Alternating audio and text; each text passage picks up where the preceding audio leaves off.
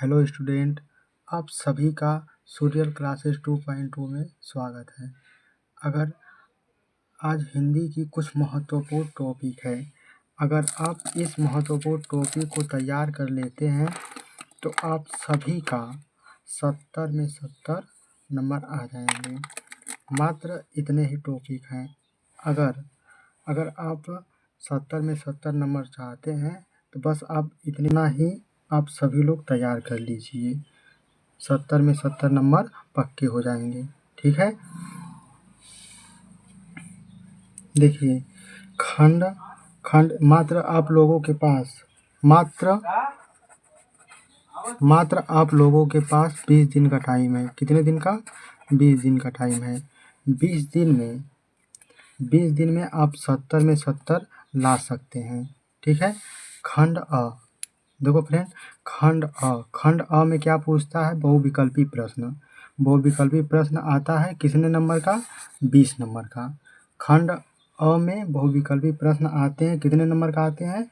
20 number का आते हैं। देखो पहला क्या है? हिंदी गद्य के विकास का संक्षिप्त परिचय। ठीक है, इसमें शुक्ल युग एवं शुक्लोत्तर युग से आते हैं। ठीक है, MCQ प्रश्न आते हैं। कितने नंबर का आता है? 5 नंबर का आते हैं। ठीक है, हिंदी पद्य के विकास का संक्षिप्त परिचय कितने नंबर का ये आता है? रीतिकाल एवं आधुनिक काल। क्या आते हैं? रीतिकाल एवं आधुनिक काल। ये कितने नंबर के आते हैं? 5 नंबर के आते हैं। आप लोगों का 2 टॉपिक हो गया, 5 10 नंबर का। और 10 नंबर जो है, और देखो, और जो ये है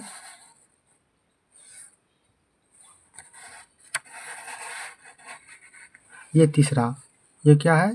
ये तीसरा, काव्य सौंदर्य के तत्व। काव्य सौंदर्य के तत्व ये 3 नंबर के आते हैं। देखो, 1 नंबर का रस हो गया, 1 नंबर का अलंकार हो गया, 1 नंबर का छंद हो गया। इसमें रस में क्या क्या आता है? हास्य रस, करुण रस। अलंकार में क्या आता है? उपमा अलंकार, रूपक अलंकार, उत्प्रेक्षा अलंकार।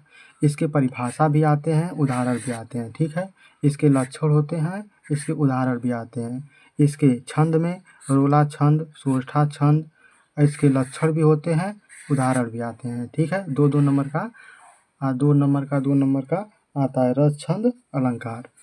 और चौथे में देखिए फ्रेंड क्या है? चौथे में हिंदी व्याकरण शब्द की रचना तत्व। हिंदी व्याकरण शब्द रचना के तत्व, इसमें भी 3 से 4 नंबर का आ जाता है। देखो, उपसर्ग हो गया, फिर प्रत्यय हो गया, फिर समास हो गया, फिर तद्भव हो गया, तत्सम हो गया, पर्यायवाची भी हो गया। इसमें भी अगर आप लोग चाहें तो ये यहाँ तक 4 तक अगर आप लोग पूरा करते हैं तो आप लोगों का 20 तक खंड अ तैयार हो जाएगा। क्या हो जाएगा? खंड अ तैयार हो जाएगा। ठीक है, अब देखो आ जाता है खंड ब। क्या जाता है? खंड ब। खंड ब में पहला क्या है? पहला एक ठो गद्यांश आ जाएगा। ठीक है, ये 6 नंबर का आता है। कितने नंबर का आता है? 6 नंबर का। इसमें अगर आप लोगों को अगर कुछ नहीं पढ़े हैं, बस इतना अगर पढ़ लेते हैं तो आप लोगों का 6 नंबर ये बहुत ही आसान होता है गद्यांश लिखना। ठीक है, ये पहले पाठ या दूसरे पाठ का तैयार कर लीजिएगा। ठीक है, आ जाएगा।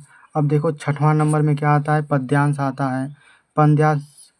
पद्यांश पर आधारित प्रश्न, ये भी 6 नंबर का होता है। ठीक है, इसमें भी एक पाठ या 2 पाठ, अगर 1 या 2 पाठ का तैयार कर लेते हैं तो ये भी आप लोगों का तैयार हो जाएगा। ठीक है, 7वां में आ जाता है संस्कृत गद्यांश। संस्कृत गद्यांश का संदर्भ सहित हिंदी अनुवाद करने के लिए आ जाता है। ये भी 5 मार्क्स का आता है। कितने मार्क्स का आता है? 5 मार्क्स का आता है। ठीक है, संस्कृत में गद्यांश लिखने के लिए। और देखिए संस्कृत में पद्यांश लिखने के लिए भी आता है, ये भी 5 नंबर का आता है। अब 9वां क्या है? 9 नंबर क्या है? निर्धारित खंड से कथानक चरित्र चित्रण। ये जो है ये अलग अलग जिला वाइज आता है। अगर वाराणसी से हैं अगर वाराणसी से हैं तो वाराणसी से क्या आता है, तुमुल खंड काव्य आता है, तुमुल खंड काव्य आता है। क्या आता है, तुमुल खंड काव्य आता है। अगर वाराणसी से हैं तो तुमुल खंड काव्य आता है, इसमें चरित्र चित्रण भी आ जाएगा, फिर कथानक खंड से आ जाएगा। ठीक है, ये कितने नंबर का होता है, ये भी 3 नंबर का आता है। और 10वां देख लो, 10वां निर्धारित गद्य से लेखकों का जीवन परिचय एवं उनकी प्रमुख रचना। और लेखक में देखो, लेखक में कुछ महत्वपूर्ण लेखक के नाम बता दे रहे हैं, बस वही 3-4 है, वही याद कर लीजिए, उसी से आ जाएगा। ठीक है, क्या है, देखो यहाँ पे है,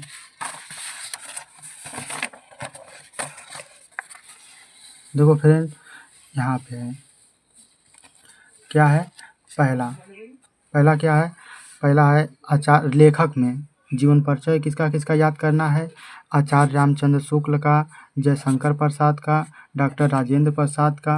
अगर 3 का बस तैयार कर लेते हैं तो आप लोगों का जीवन परिचय तैयार हो जाएगा। ठीक है, और 11 नंबर में क्या है, पद्य में कवियों का जीवन परिचय, पद्य में कवियों का जीवन परिचय। पहला तुलसीदास, पहला क्या है, तुलसीदास, दूसरा सूरदास, तीसरा महादेवी वर्मा। इन 3 लोगों का बस याद कर लीजिए, आप लोगों का एकदम 3 नंबर एकदम पक्के हो जाएंगे। ठीक है, और 12 नंबर में देखिए, 12 नंबर में क्या है, संस्कृत में से एक श्लोक जो प्रश्न पत्र में न आया हो। संस्कृत में क्या पढ़ना है, संस्कृत में ऐसा पढ़ना है जो ना प्रश्न पत्र में नहीं आया है। एक कोई भी याद कर लीजिएगा, कोई भी एक ठो याद कर लीजिएगा। श्लोक, क्या श्लोक। और पत्र लेखन में देखो 3 ठो बस याद कर लीजिए, नियुक्ति आवेदन पत्र, दूसरा क्या है, अपने नगर या गांव की सफाई हेतु अधिकारी को प्रार्थना पत्र। ठीक, तीसरा का क्या है, व्यवसाय के लिए ऋण प्राप्त करने का आवेदन पत्र। ये 3 ठो बस पत्र लेखन तैयार कर लीजिए। ठीक है, और 14 नंबर क्या है, सबसे लास्ट, बस 14 टॉपिक है। 14 नंबर क्या है, 14 नंबर है पर्यावरण प्रदूषण निबंध लिखना है। पर्यावरण प्रदूषण हो गया, बेरोजगारी की समस्या हो गई, विज्ञान वरदान की अभिशाप हो गया। अगर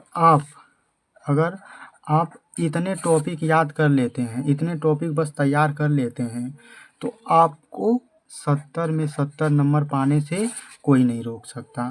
ठीक है, आप जो कोई भी किताब अगर नहीं पढ़ा है ना, बस इतने टॉपिक बस इतने तैयार कर लो, ये जो है आप इतने तैयार कर लो, आप लोग आराम से 70 में 70 ला देंगे।